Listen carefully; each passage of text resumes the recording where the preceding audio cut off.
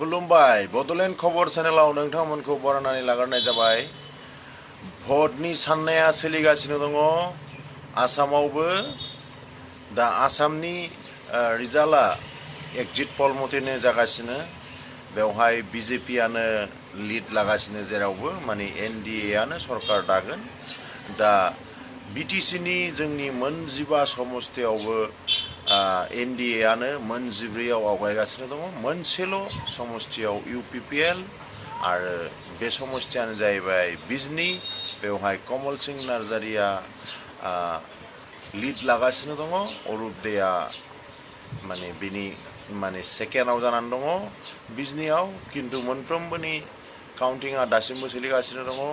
दा काउन्टिं समाव आवगायलाय फावसायलाय जाबाय थायो। दा बर्तमान किन्तु UPPLआ मोनसेल' बे बिजनी समस्तियावल' आवगायनानै दङ। आरो जोङो मोजां क्लियार पिक्चारखौ बधय बेलासिनि 2-3 बाजियाव क्लियार मोनथिनो हागोन। किन्तु दा नुनायाव आरो बेनो रोखा बादि नुखाबाय जे बिजेपिआ 90निफ्राय 100सिमखौ माने एनडिएआ दखल खालामगोन आसामाव। एसेनोसै, गोजोन्थों।